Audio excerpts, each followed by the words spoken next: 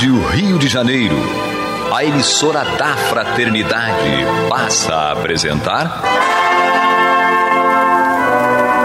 Luz na Penumbra, programa que leva ao seu coração a mensagem da doutrina espírita.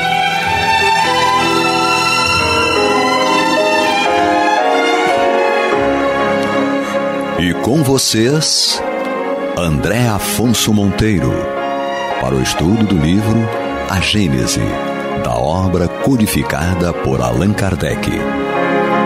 Olá, amigo ouvinte da Rádio Rio de Janeiro, emissora da Fraternidade. Eu sou André Monteiro, estamos aqui retomando o nosso estudo da obra A Gênese, capítulo 14, Os Fluidos, hoje a partir do item 43. Lembrando que Kardec vem nos colocando uma situação bem interessante desses fenômenos que ocorriam. Ele fala da tipologia, ele fala também das mesas que davam respostas, né, que as evocações eram feitas através das mesas e as pessoas abraçavam as mesas ali achando que estavam abraçando os seus entes queridos. Então Kardec vem nos apresentando que isso, na verdade, era feito através do concurso da ação magnética, da manipulação dos fluidos, e que não eram, e que os espíritos não se utilizavam de braços propriamente ditos para produzirem aquela movimentação. Ou seja, era tudo pela ação fluídica, e ele até cita, né, como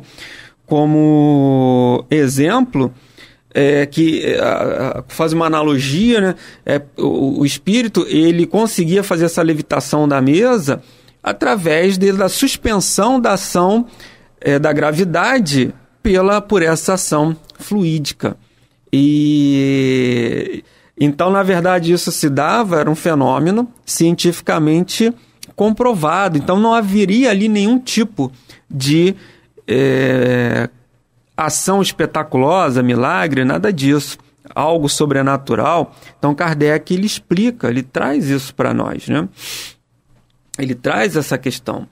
É bem interessante, né, essa questão, e ele vem falar ao final, e nós reiteramos muito isso, falamos bastante desse ponto de vista, porque esses fenômenos produzidos, Kardec ali os se certificou, e ele tem uma nota de rodapé, era a nota 221, que nós também falamos bastante dela, em que Kardec menciona que esses fenômenos, eles são produzidos por médiuns com uma considerável qualidade moral. Por que isso, né? Isso é interessante. Porque ele justamente falava para que se verificasse, e a gente vai repetir aqui mais uma vez, né, que esses fenômenos devem ser considerados muito seriamente, a honradez irrecusável da pessoa que os obtém, seu absoluto desinteresse material e moral, e o concurso das circunstâncias acessórias. Então nós expandimos esse ensinamento para todos os movimentos da nossa vida, né? Tudo que nós estamos nos relacionando, as informações que nós estamos recebendo, as ações que nós estamos vendo no nosso dia a dia, na nossa sociedade, no nosso local de trabalho. Ele diz, então a gente vai aplicar isso, né? Ele diz, no fenômeno você tem que fazer isso aqui. Verifica a honradez, a seriedade recusável da pessoa, o seu absoluto desinteresse material e moral e o concurso das circunstâncias acessórias. Ou seja, tudo que está envolvido. Qual o interesse daquela pessoa? Será que isso realmente... quais são os seus verdadeiros interesses nisso tudo? Então a gente tem que observar em toda essa movimentação que está acontecendo em nossa vida. Então aqui, Kardec continua, né? As pessoas que na sua emoção, isso no item 42 ainda, ele dizia que as pessoas que viam se manifestar às mesas dos seus entes queridos abraçavam ali as mesas, ou seja, ela nem parava para raciocinar que o ente querido dela não poderia virar uma mesa, isso não é racionalmente possível. Mas a emoção, às vezes, nos cega, a paixão nos cega de uma maneira que a gente entende que isso é possível. Então, é isso que a gente tem que observar. A paixão pode nos cegar e fazer com que a gente não reflita, não observe, não passe por esse crivo que Kardec nos pede aqui. A paixão por uma determinada coisa, a paixão por uma determinada pessoa, a paixão por uma determinada situação, por uma determinada ideologia, pode fazer com que a gente não aprofunde, não verifique e não passe por esses crivos que Kardec nos informa, e a gente toma aquilo como se fosse uma verdade, aceita aquele ato, aceita aquele fato, aceita aquela ideia e assume aquilo para si, sem passar por esse crivo. Então, aqui aí no item 43 ele vem falando dessa questão da gravidade, né? Que na verdade o espírito não suspende com os braços, mas sim é uma ação fluídica que interrompe ali a ação da gravidade sobre a mesa, sobre o objeto. E ele vem falando, né? Ao se ouvirem as pancadas na mesa ou em outro local, não é o espírito que bate com sua mão, nem com outro objeto qualquer. Ele apenas dirige sobre o ponto de onde parte o ruído. O espírito modifica o ruído, assim como se pode modificar os sons produzidos pelo ar. Aí no item 44, ele diz, um fenômeno muito frequentemente na mediunidade é a aptidão de certos médios para escrever em língua que lhes é desconhecida. Olha que interessante, né? Alguns espíritos se utilizam da mediunidade dos médiuns para falar em outras línguas. E ele continua, né? E ele até cita aqui na nota de rodapé, atualmente, e aí para o nosso conhecimento, né, esse fenômeno é denominado xenoglossia, ou seja, a possibilidade de você falar em outras línguas. Nós vamos nos lembrar da passagem bíblica, o fenômeno de Pentecostes, em que, logo após a ressurreição do Cristo, a materialização de nosso Mestre Jesus, os discípulos, há uma festa lá em Jerusalém e os espíritos começam a falar, os discípulos começam a evangelizar e a falar em outras línguas, porque vinham povos de todas as nações e era uma data festiva, vinham povos de todas as nações, eles não conheciam aquelas línguas, não falavam aquele dialeto deles, nem a língua. Então, eles, por um fenômeno mediúnico, eles começam, os espíritos desencarnados benfeitores, se apoderam da faculdade mediúnica, do aparelho mediúnico dos discípulos e começam a evangelizar em outras línguas. Esse fenômeno foi bem conhecido para nós lá. E aí ele continua, né, que Kardec, e discorrer pela palavra ou pela escrita sobre assuntos fora do alcance da sua instrução. Ou seja, além de falar em outras línguas, é você poder escrever de assuntos que você não tem a menor ideia do que aquilo que você está escrevendo. Não é raro ver-se médiuns que escrevem correntemente sem nunca haverem aprendido a escrever. Outros que fazem poesia sem jamais terem feito um verso em sua vida. E aí nós lembramos do livro Parnaso de Além Túmulo, de Chico Xavier, que foi assim, uma obra de poesia sensacional, pela psicografia de Chico Xavier. E Chico nunca tinha tido até então acesso a livros de poesia, ainda mais com aquela variedade de espíritos, de poetas desencarnados que escreveram sobre a sua mediunidade. E aqui a pintura, né? Hoje também nós conhecemos como pictografia, médiuns que fazem pinturas, espíritos desencarnados que pintam através da mediunidade também dos médiuns. Tudo isso é raro e é difícil e, mais uma vez, nós nos remetemos àquela questão de compreender, de atestar a honradez e a seriedade do médium, para que a gente não passe por enganações. É muito comum um médium escrevente, psicógrafo, reproduzir com precisão a caligrafia e assinatura que os espíritos que se comunicam através dele tinham quando vivos, embora esse médium nunca os tenha conhecido. Esse fenômeno não é mais surpreendente do que ver uma criança escrever quando seguia a sua mão. Pode-se, dessa maneira, fazê-la executar tudo o que se quiser. Pode-se fazer com que qualquer pessoa escreva um idioma que ignore, ditando-lhe as palavras, letra por letra. Isso pode ser também, e aqui um parêntese nosso, nós conhecemos como a psicografia mecânica, né? Que os espíritos tomam, entre aspas, a mão dos médiuns e escrevem. Pode vir aquela informação mental, pensamento a pensamento, ou pode ser aquela que basicamente o médium não filtra quase nada da informação e ele vai reproduzindo através dessa escrita mecânica. Compreende-se que o mesmo pode ocorrer com a mediunidade, desde que atentemos ao modo pelo qual os espíritos se comunicam com os médiuns, que para eles não são mais que instrumentos passivos.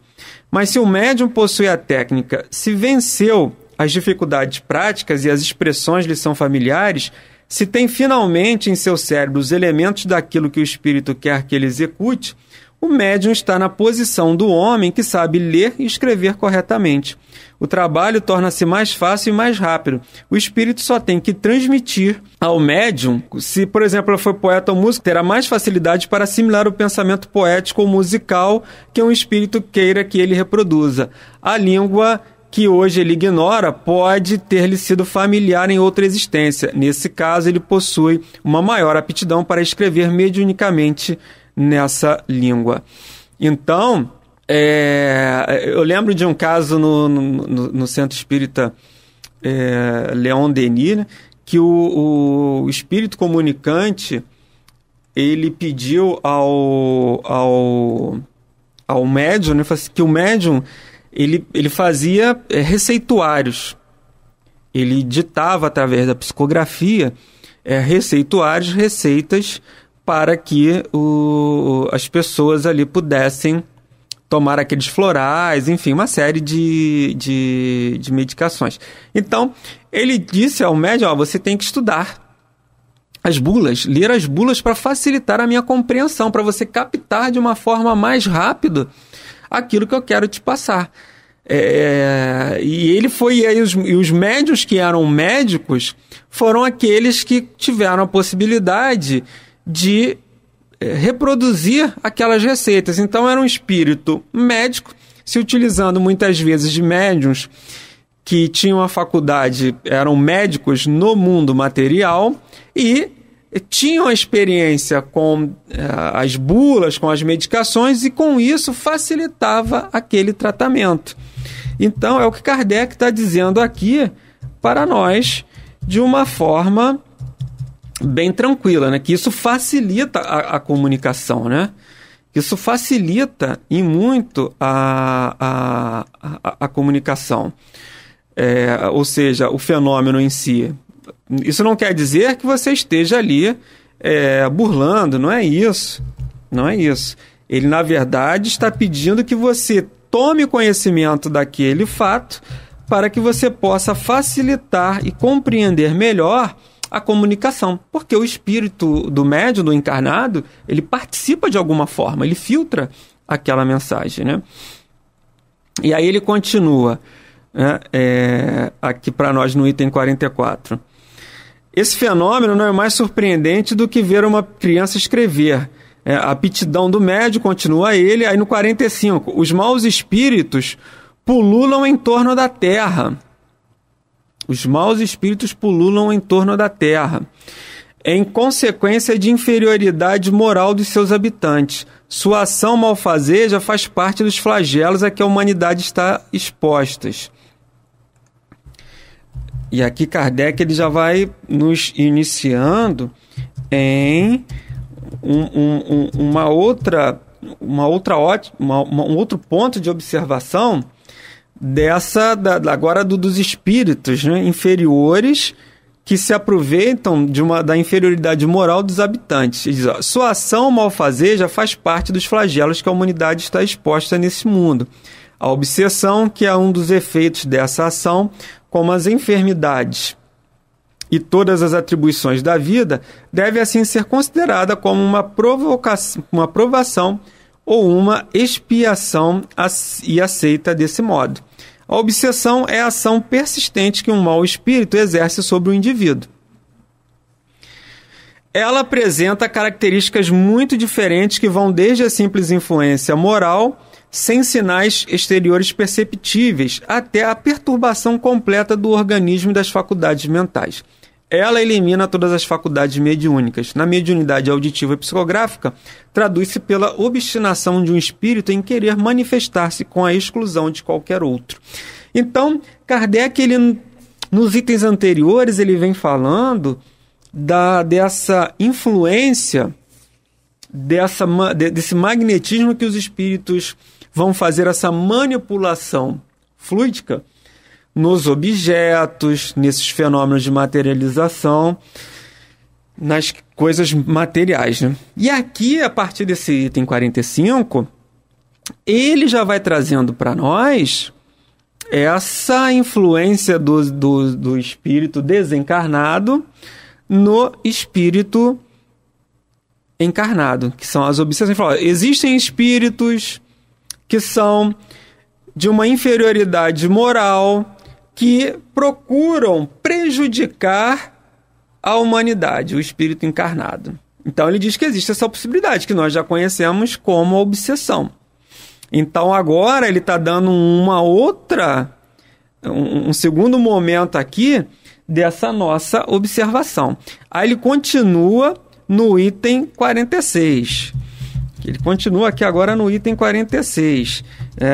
Diz Kardec: assim, como as enfermidades são resultado das imperfeições físicas que deixam o corpo acessível às influências exteriores perniciosas, a obsessão resulta sempre de uma imperfeição moral que dá ascendência a um mau espírito. Olha que interessante que ele está falando aqui. E aí não é para a gente entrar em pânico, né, nem em parafuso, mas Kardec está dizendo que a obsessão só ocorre porque ela resulta de uma imperfeição moral que dá ascendência a um espírito mau. Ou seja, se eu quero ter uma boa assistência espiritual, eu tenho que me condicionar moralmente. Isso se dá via de regra, porque qualquer um pode ser alvo de uma obsessão. Mas se essa obsessão vai se concretizar, é uma outra história. O Kardec está dizendo aqui que tem que ter uma sintonia. E mais uma vez, né? Aquela questão da sintonia. Um bom espírito vai querer se comunicar com um bom médium encarnado ou com um ser encarnado, com um espírito encarnado que esteja no mesmo padrão dele.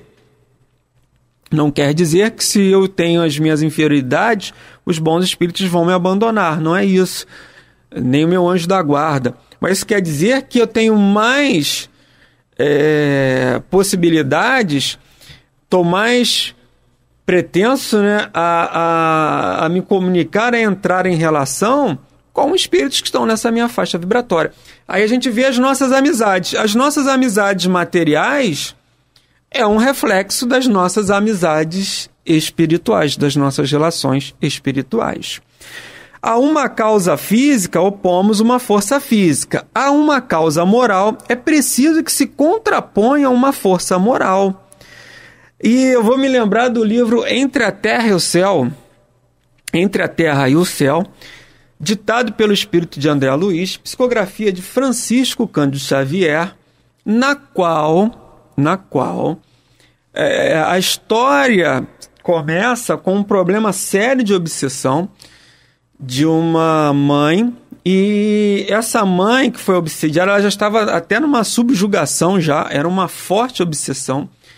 Ela era produzida por um espírito desencarnado que era a ex-esposa do atual marido dela. Então, é um casal, ele ficou viúvo, a esposa desencarna, ele contrai novas núpcias, ele tinha um casal de filhos, e a esposa que desencarnou, muito ciumenta, procurava obsediar por ciúmes a atual esposa, mas ela não conseguia, porque a atual esposa, essa mãe, ela tinha uma conduta moral, ética, pautada nos bons costumes, até um determinado momento, porque ela tinha muitos ciúmes também da relação do marido com o filho menor, que era filho da esposa desencarnada. Então não era o filho dela. Ela tinha uma relação ali de ciúmes do marido. E esse menino acaba desencarnando. E ela se sentiu culpada pela desencarnação. Realmente ela foi omissa ali nos cuidados com ele, ele acaba desencarnando. Ele ia desencarnar porque já estava na programação espiritual dela. Mas ela acabou se comprometendo com as leis divinas porque ela foi omissa na segurança e nos cuidados com o filho. E com isso, ela começa a desenvolver um complexo de culpa e abre instantaneamente a possibilidade da obsessão ser concluída. Então vejam, enquanto ela tinha uma conduta moral reta, pautada na ética, nos bons costumes, ela criou uma barreira ali para a obsessão. Ela mesma era um antídoto e um remédio para a obsessão. Mas a partir do momento que ela fez algo que foi contrário às leis divinas, ela automaticamente abriu esse campo. Então, meus amigos ouvintes, muitas vezes nós colocamos sempre a responsabilidade pelos insucessos das nossas vidas ao nosso amigo obsessor. Quando, na verdade, somos nós que permitimos, seja pelos nossos pensamentos, seja pelos nossos sentimentos, somos nós que permitimos que ele consiga sucesso nessa ação malfazeja, conforme Kardec coloca aqui. Ou seja, são espíritos inferiores que procuram desestabilizar o mundo material. Muitas vezes nós somos esforçados, somos bem intencionados, mas não conseguimos manter a oração e a vigia. Jesus nos ensinou, né? Orai e vigiai. E quando ele vai ao monte, né, ele pede para os discípulos orar ali enquanto ele ia, e ele, ao se distanciar, os discípulos dormem. Isso foi na véspera ali dele ser preso. E eles, vocês não conseguem nem por uma hora orar? Porque eles dormiram, adormeceram, era noite, enquanto o mestre subiu o monte. Então, umas 2 vezes isso acontece. Ele sobe, desce e encontra ali os discípulos dormindo. E será que nós, muitas vezes, também não estamos dormindo? Ao invés de nos mantermos em oração, em vigilância, isso é para todos nós, até para eu que estou aqui desenvolvendo esse raciocínio, porque é com essa vigilância e com a oração, e quando a gente fala da vigilância, são os nossos pensamentos, é aquilo que a gente está sentindo, é aquilo que as emoções que estão dentro de nós. Então são questões que nós devemos levar, que a gente vai ver como antídoto para as nossas questões do nosso dia a dia. É isso que vai nos salvar. Muitas vezes a gente procura as casas espíritas procurando tratamento contra as obsessões, mas nós mesmos, muitas vezes, damos condições para que essa obsessão aconteça, né? Muitas vezes nós somos ali as maiores ferramentas que os espíritos se utilizam para que essa ação aconteça. Mas, amigos ouvintes, nós chegamos ao final do programa, desejando a todos muita paz em seus corações e até a próxima semana, se Deus quiser. Muita paz. Você está ouvindo pela Rádio Rio de Janeiro o programa Luz na Penumbra, com estudo de A Gênese, na apresentação de André Afonso Monteiro.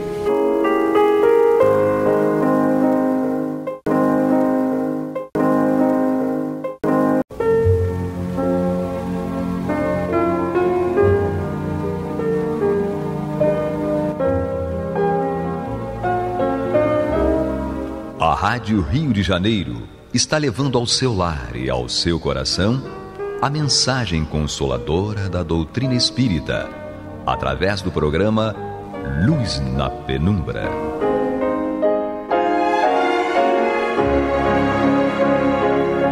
E agora com vocês, Nádia do Couto Vale, para comentar o Céu e o Inferno ou a Justiça Divina segundo o Espiritismo, da obra codificada por Allan Kardec.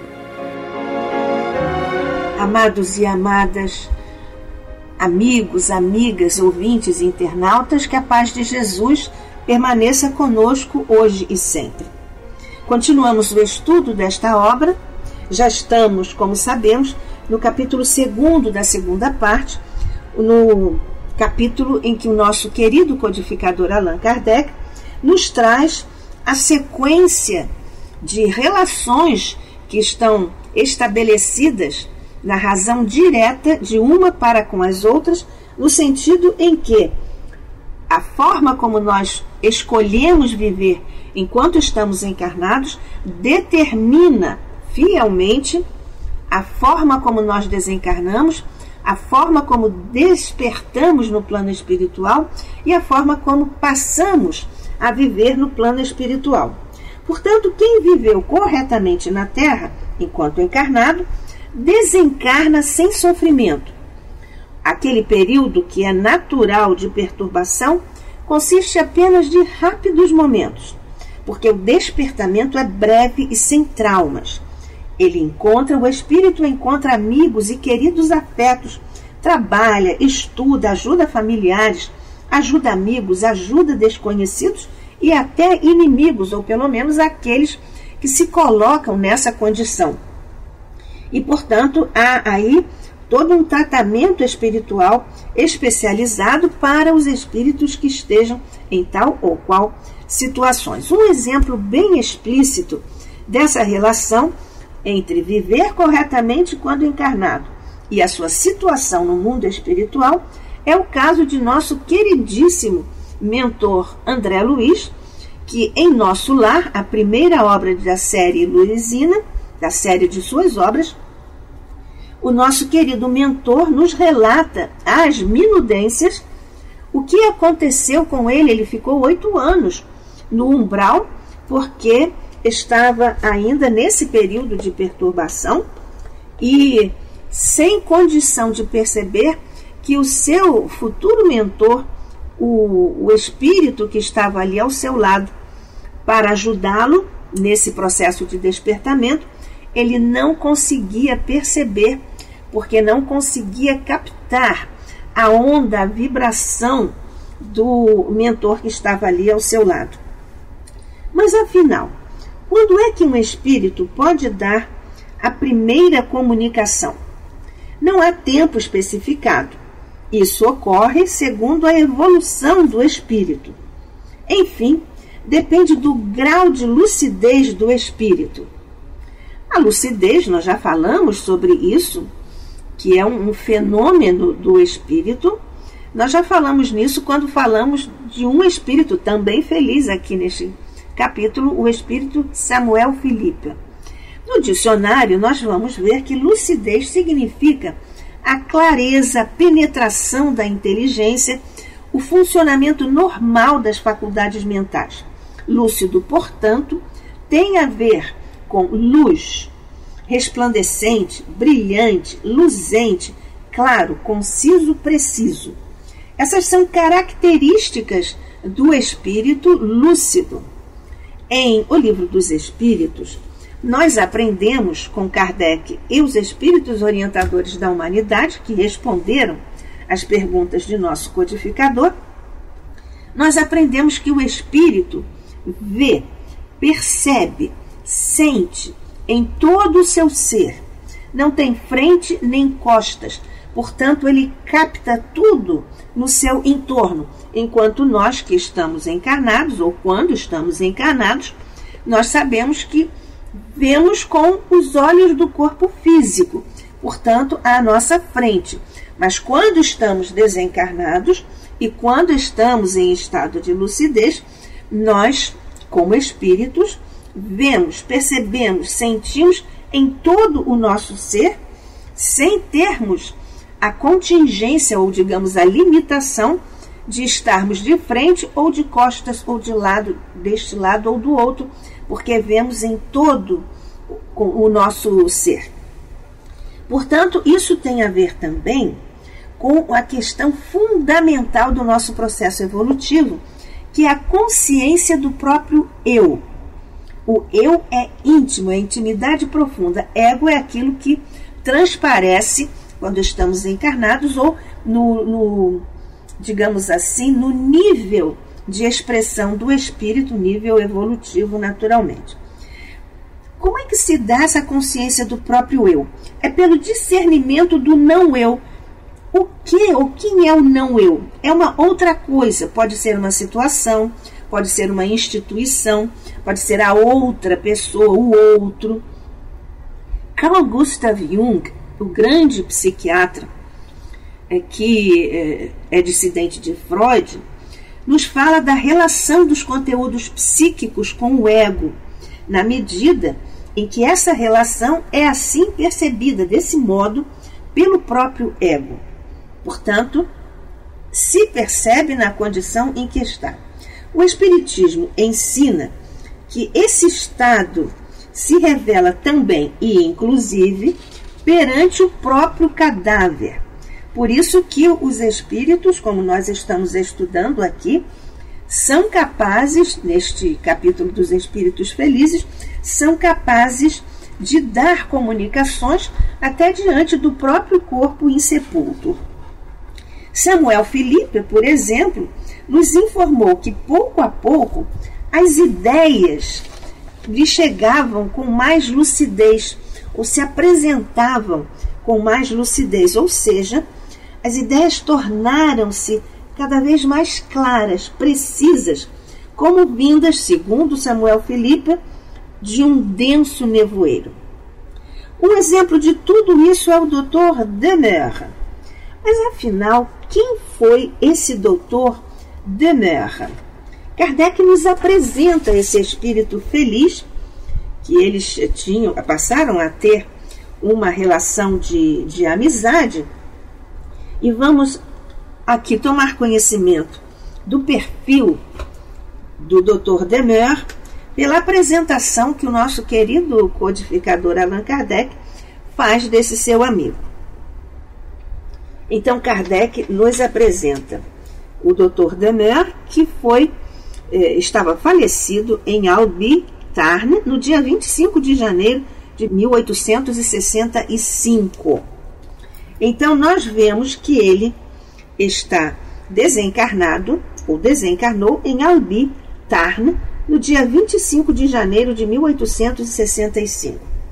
Era um médico homeopata e distintíssimo. Seu caráter, tanto quanto o saber, haviam-lhe granjeado a estima e veneração dos seus concidadãos. Eram-lhe inextinguíveis a bondade e a caridade, e, a despeito da idade avançada, não se lhe conheciam fadigas, em se tratando de socorrer doentes pobres. O preço das visitas era o que menos o preocupava e, de preferência, sacrificava as suas comodidades ao pobre, dizendo que os ricos, em sua falta, bem podiam recorrer a outro médico. E quantas vezes, ao doente sem recursos, provia do necessário às exigências materiais, no caso de serem mais úteis que o próprio medicamento. Dele pode dizer-se que era o cura d'ars da medicina. Encontrando na doutrina espírita a chave de problemas cuja solução debalde pedirá à ciência, como a todas as filosofias, o Dr. Demer abraçara com ardor essa doutrina. Pela profundeza do seu espírito investigador, compreendeu-lhe subitamente todo o alcance, de maneira a tornar-se um dos seus mais solícitos propagadores. Relações de mútua e viva simpatia se haviam estabelecido entre nós, correspondendo-nos, Kardec e o Dr. Demer. Soubemos do seu decesso a 30 de janeiro, sendo que o nosso imediato desejo foi evocá-lo.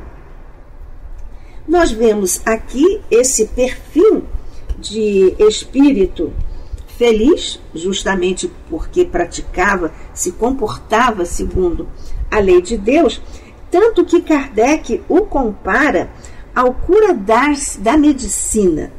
Ou seja, o cura d'ars era, claro, um clérigo, um frei. E a região de Ars, a pequena cidade de Ars, fica lá junto a Lyon, naquela região de Lyon.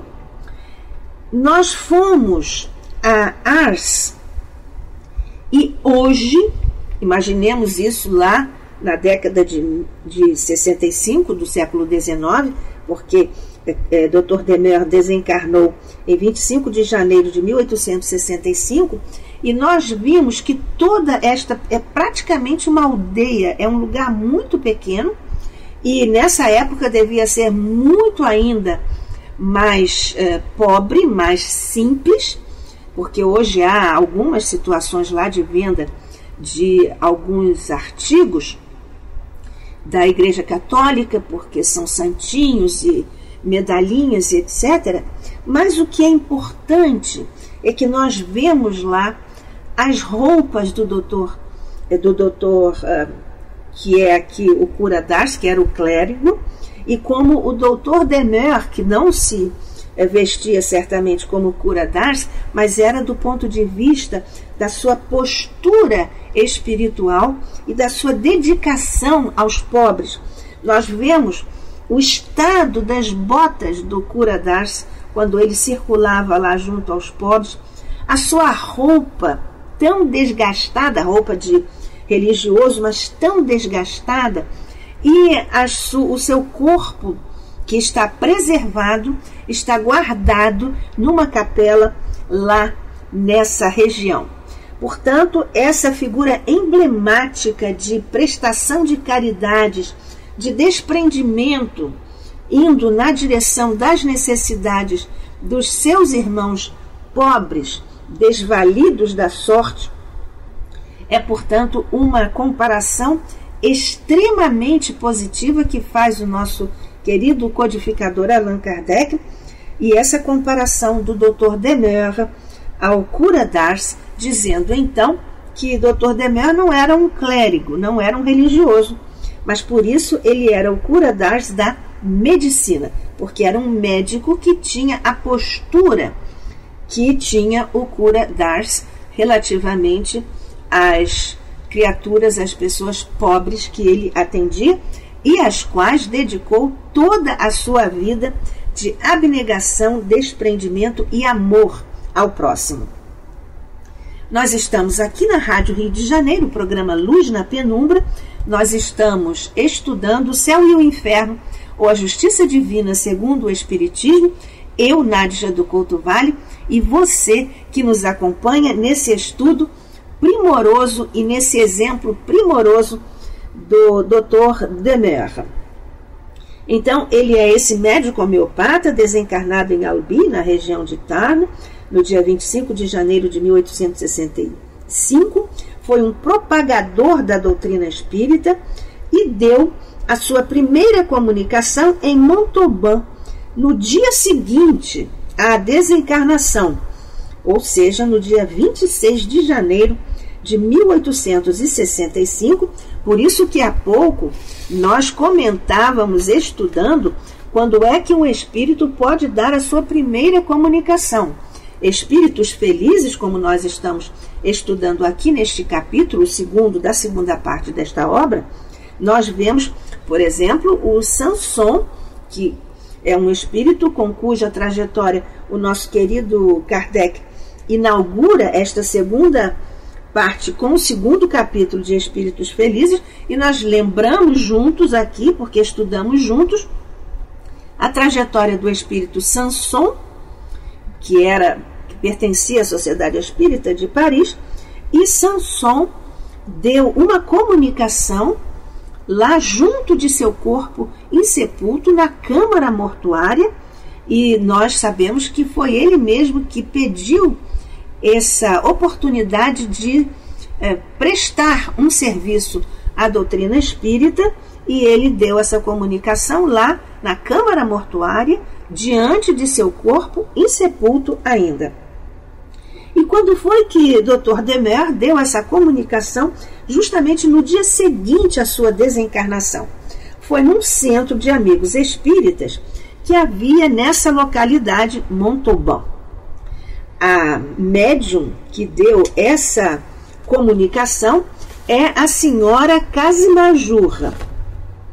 E essa comunicação que Kardec transcreve aqui em O Céu e o Inferno, a Justiça Divina segundo o Espiritismo, nessa comunicação, o espírito Dr. Demer diz que ele não morreu para os amigos, que só morreu para os que não conheciam o Espiritismo, para os que se amaram e tiveram na terra os mesmos pensamentos, sentimentos de amor e caridade e que permanecem assim reunidos. E ele diz que está feliz e mais feliz do que ele esperava, gozando de uma lucidez rara entre os espíritos relativamente ao tempo da sua desencarnação. Nós vemos aqui que é rara e já concluímos sobre isso, porque depende do nível evolutivo do espírito, da sua bagagem de vivências seguindo a lei de Deus que está contida no Evangelho de nosso querido Mestre Jesus e, claro, nos ensinamentos da doutrina espírita, que ratifica, que confirma e expande com explicações o Evangelho de nosso querido Mestre Jesus. Kardec, então, diz aqui em O Céu e o Inferno, a Justiça Divina segundo o Espiritismo, ele reproduz a comunicação obtida nesse dia 26 de janeiro de 1865, dia seguinte à desencarnação do Dr. Demer. Essa transcrição que Kardec faz aqui em O Céu e o Inferno, ou a Justiça Divina segundo o Espiritismo, está também transcrita na Revista Espírita, na edição de março de 1865. Diz Demer, lá nessa primeira comunicação: aqui estou, ainda vivo. Assumi o compromisso de manifestar-me desde que me fosse possível, apertando a mão do meu caro mestre e amigo Allan Kardec. A morte emprestara à minha alma esse pesado sono a que se chama letargia. Porém, o meu pensamento velava. Sacudi o torpor funesto da perturbação consequente à morte, levantei-me e, de um salto, fiz a viagem. Como sou feliz! Não mais velho nem enfermo. O corpo, esse, era apenas um disfarce. Jovem e belo, dessa beleza eternamente juvenil dos espíritos, cujos cabelos não encanecem sob a ação do tempo. Ágil como o pássaro que cruza célere os horizontes do vosso céu nebuloso, admiro, contemplo, bendigo, amo e curvo-me, átomo que sou, ante a grandeza e sabedoria do Criador, sintetizadas nas maravilhas que me cercam. Feliz, feliz na glória! Ó, quem poderá jamais traduzir a esplêndida beleza da mansão dos eleitos? Os céus, os mundos, os sóis e seu concurso na harmonia do universo? Pois bem, eu ensaiarei fazê-lo, ó meu mestre. Referindo-se aqui à descrição. Vou estudar e virei trazer-vos o resultado dos meus trabalhos de espírito e que de antemão, como homenagem, eu vos dedico. Até breve, Demer. Nós vemos aqui a felicidade dos espíritos felizes, para sermos bem redundantes, mas é o capítulo que estamos estudando. Quem de nós não gostaria e não gostará de se encontrar, de ter esse despertamento no plano espiritual, com todas essas deslumbrantes visões, com todas essas vibrações superiores que descreve aqui o Dr. Demer e que descreveram já os outros espíritos cuja trajetória nós estudamos juntos aqui, e também os subsequentes que também vão nos revelar com as descrições que nos fazem essas maravilhas do seu despertamento. Para isso, basta seguirmos a lei de Deus. Tudo o que está em o Evangelho de Jesus e, naturalmente, tudo que está desmembrado, assim, detalhado para nós pelo Espiritismo na codificação esplendorosa, extraordinária de nosso querido mestre Allan Kardec. Então, nós vemos aqui como ele diz, o Dr. Demer diz: sou feliz e mais feliz do que esperava, gozando de uma lucidez rara entre os espíritos relativamente ao tempo da minha desencarnação. É claro, é rara porque se trata de espíritos nessa vibração, nesse nível evolutivo que lhes permite, se Deus quiser também permitirá a todos, vivermos essas esplendorosas experiências lá no despertamento no plano espiritual. O nosso Demer exorta os amigos a que tenham coragem, promete estar muitas vezes junto deles, dos amigos, e naturalmente logo diz que vai dar provas desses seus estudos, instruindo-os em muitas coisas que ignoramos quando presos à matéria. Ele diz que a matéria é um espesso véu que é de tantas magnificências, de tantos gozos, de tantas alegrias. Solicita aos amigos que orem pelos que não têm essa felicidade, pois eles não sabem o mal que fazem a si mesmo. Assegura que o mundo dos espíritos não lhe é de todo estranho, parecendo-me até que sempre o habitei. Aqui sou feliz, vendo-os, meus amigos, comunicando-me com eles sempre que o desejo. Nós estamos aqui diante dessas situações em que ele nos fala, nos dá outros detalhes que não estão na sua primeira comunicação. Mas Kardec nos apresenta outras comunicações, duas comunicações que se seguem e que ele transcreve após a transcrição dessa primeira comunicação, lá na região de Montauban. E o Kardec nos diz, está transcrevendo também o nosso querido codificador, essas comunicações seguintes, que o Kardec diz que foram dadas no dia 1º e no dia 2 de fevereiro, portanto, em torno de uma semana depois da desencarnação de Demer, e essas comunicações dizem respeito à enfermidade de que somos acometidos na ocasião. Posto que de caráter pessoal, reproduzimos-las como provas de que o Dr. Demer se mostrava tão bom como espírito quanto o fora como homem. Essas sinalizações que nós já partilhamos aqui com você, querido e querida internauta e ouvinte, nós já adiantamos um pouco o conteúdo dessas duas comunicações, e Kardec aqui faz uma observação muito importante.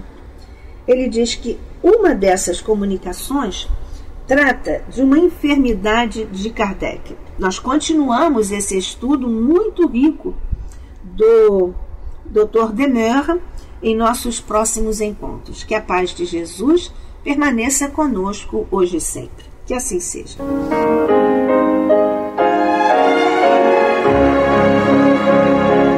E vamos ouvir agora a prece de encerramento de nosso programa, na voz de Geraldo de Aquino. Jesus, dá-nos coragem para a luta, piedade para os insultos e misericórdia para as injustiças e ingratidões. Limpa nossa alma de inveja e ambições mesquinhas, de ódio e de vingança o nosso caminho. Que assim seja.